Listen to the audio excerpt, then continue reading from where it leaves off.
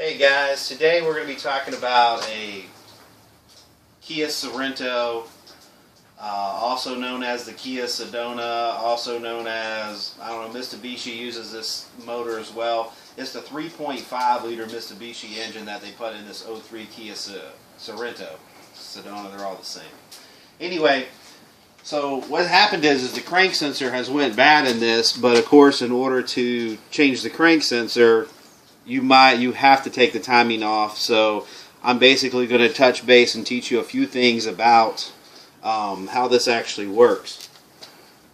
So the first thing that I would suggest, let's just go ahead and if you're going to do this, this is the first thing you want to do. You want to take off this shroud right here. It takes about 3 seconds. The next thing you want to do is take the battery out, the battery tray, just, everything with it. Just go ahead and get it out of your way. I'll explain it in a second, but it needs to be gone. The next thing I did, if you'll take a look right here, I took the fan out because you just take 2 bolts right here. You see them right there. You just take that out and it slides, and your little connection right here, it has 2 connections. You just snap them off. Get this stuff out of the way. The next thing I suggest doing in this particular sequence is, you see the tray right here that covers the bottom, and it's a 2-piece part. Go ahead and take it off. These are your simple basic things. Take your hood cover off, or your engine cover off, and that's the shroud I was just telling you about. Now it's going to come down to, okay, the next thing, these are the basics. So the next thing you want to do is you're going to have to learn how to take the drive belts off. So come on over to the bench here. If I can find one, I'll show you how they work. These are very simple. You'll find that there's 3 of them. And you'll have to disengage all 3 belts. This particular one's to the alternator. You notice that I put every one where it's at and I mark the top. That way you never get confused. Now I know you're probably smarter than me, but that's just for us stupid people. Alright. You basically are just going to loosen this front bolt of all the pulleys. You'll have 3 pulleys. And then how this thing operates is this right here. It just turns, and of course the more you turn it, the looser it gets. This particular one on the alternator had 4 mounting bolts. Okay, so you want to take that. You want to get all the drive belts off. Now the next thing you're going to have to do after you get the drive belts off is you're going to have to come over here, back to the engine again. Say hi to the dog. That's my very good assistant. Okay, she's not interested. So back on over here. We're going to talk about this right here, of course, is your power steering. You see I've just got it loose and sitting to the side. You don't need to disconnect it. It's too expensive. As you're coming up through the top here, you're going to notice a little bracket right here. And you can see what I have loose. Because both the timing covers are definitely coming off.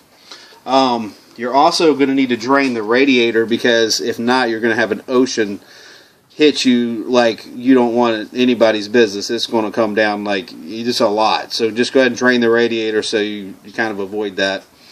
Go ahead and replace the thermostat like I did on this one. Just because, why bother coming back to it, later. You'll need to remove this hose. Simple. Definitely mark what side goes to the radiator. Just for you people out there that have a hard time remembering stuff like me. It was the 80s. Shut up. I don't want to hear about it. Okay, so now this is a big problem that a lot of people are having. This is why I said remove the battery tray. You see it's completely gone.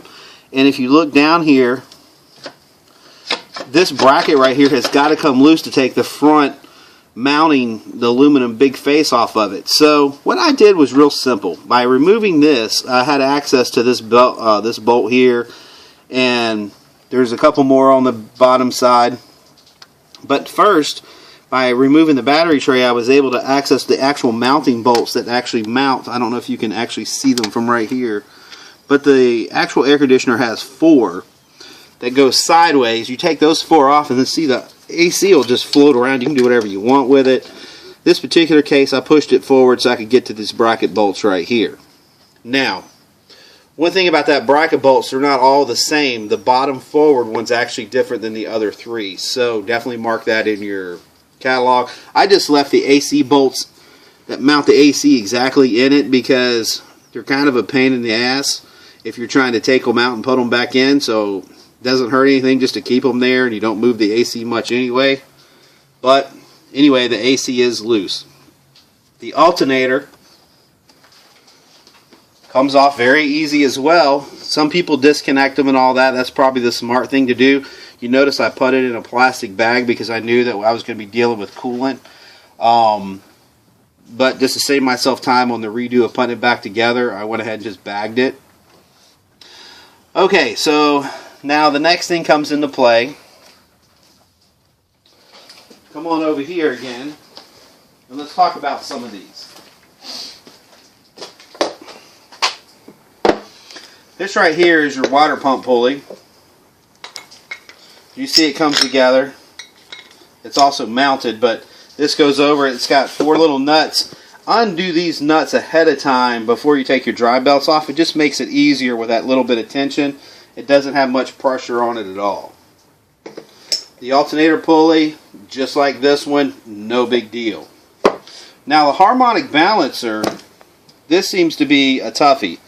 If you have the black one or the gold one, this is the bolt that goes in here is bad. If you have a silver one, I'll show you real quick, and also show you how you take this off with no problem. You simply get a 22 shorty like this one right here. Just get a 22, you put it over it like that, and what I did, come over here, I'll just show you. Let me get my light again. People will probably think you're drunk looking at all this stuff going back and forth. Alright, so show them you see the bolt. I use the bolt to be able to do the timing, which we'll get to in just a second. But I want to show you how this is done. Because a lot of people are really messed up over this. They don't quite get it. You can just keep it trained on that right there while I'm getting the breaker bar. Yeah, so I'm going to get this little contraption going. Here we go. What did I say, 22? Mm-hmm. That's my assistant. Say hi. Hi, how you doing? Dude, you're going to be global. Your first shot at Hollywood. You think we're going to get an Oscar for this? I think so. I tell you what, if you bought a Kia, you deserve something special in life. Because these, well, I don't want to say anything bad, but I don't particularly like working on this. Okay, so here we go. This is kind of how it would look.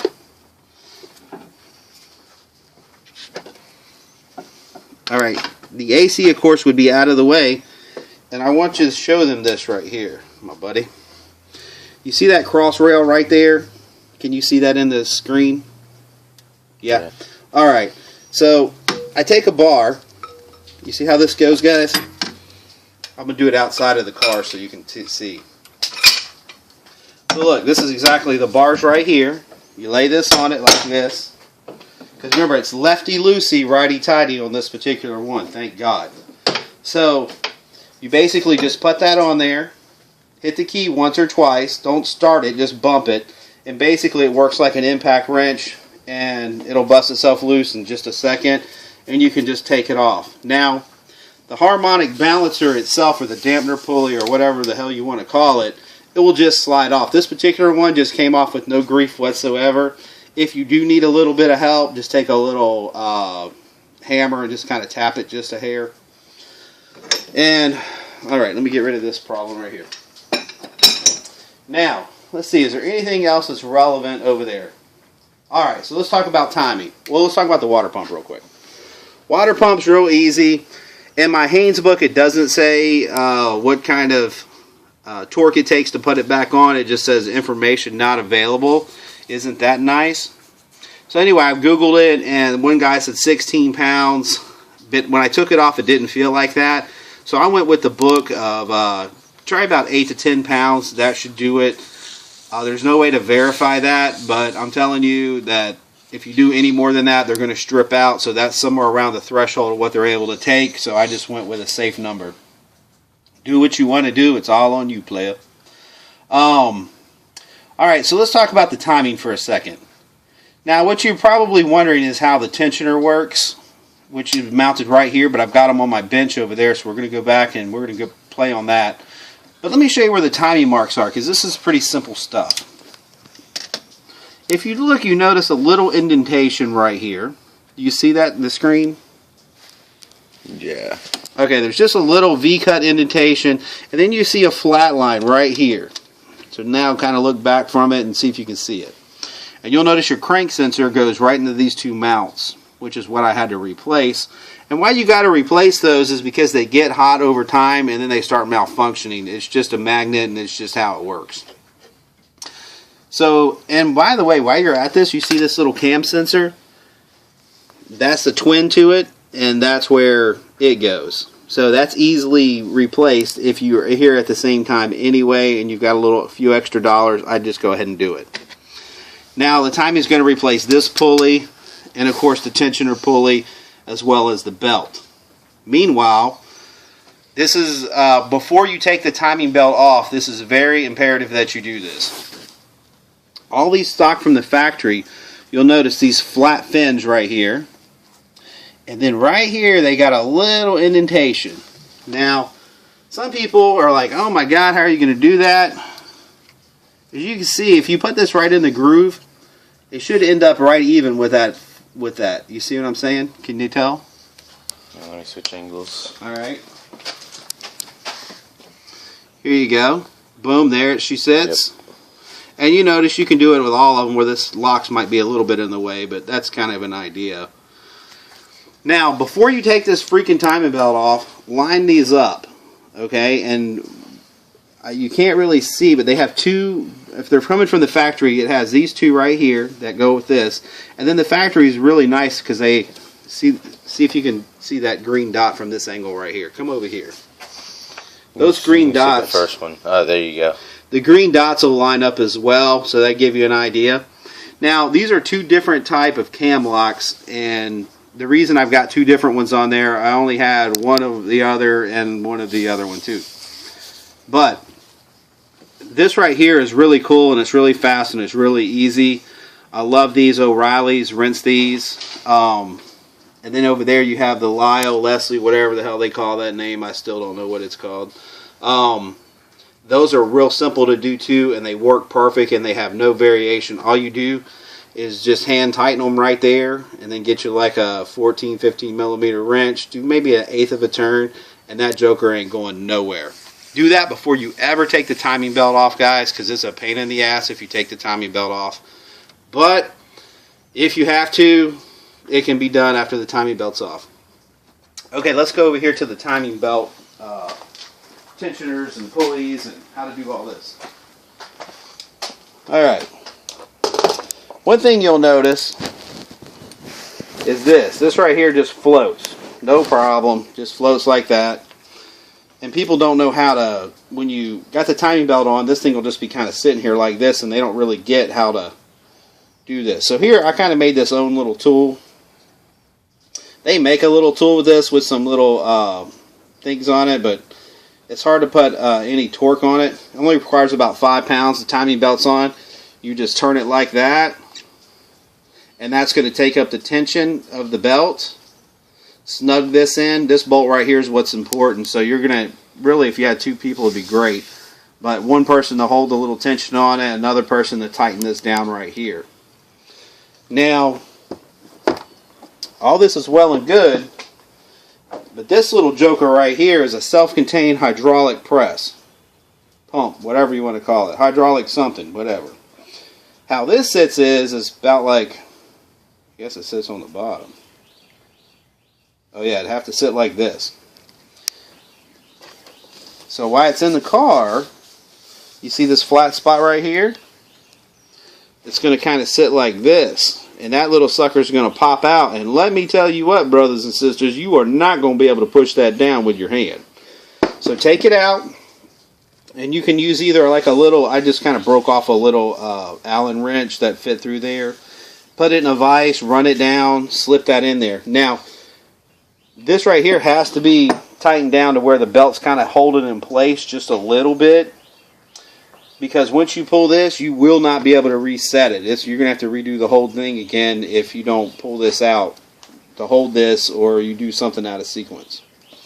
Just want to throw that out there. Crank sensor is kind of a big deal. This is what goes bad. You see the heat right here? It's got a little heat on it. Looks like it's been getting a little hot. See right here in the back, getting a little warm. And it's just faded out over time. Also, this is a little dry rotted. You never know on electric stuff where the problem's at. I mean, there's ways to just test it all the way down to one little spot in the wire, but basically over time they just go bad. Okay, the lock that I was talking about is right here. So you can definitely get one of those. So there you go, that's how you get it. If there's an O'Reilly's near you and you want the other one, that's how that's done. You can just write that down, and that's with O'Reilly's. Here's a cutout of the water pump. Here's your bleed valve right here, or the weeping hole. It'll, over time, if this is leaking right here, this is where it should be coming from. Very simple, no problem. And of course, there's more components to this that you can take off that I didn't bother with because they're basically good for the life of the car. So, let's see, anything else more important that's important? More importantly, important. Let's see, we discussed the harmonic balancer, how to do the tensioner, how to do the water pump. Yes, the timing covers, that's a trick. As you notice, you have an upper. Let's get these over to the bench. Show you how these go. Okay.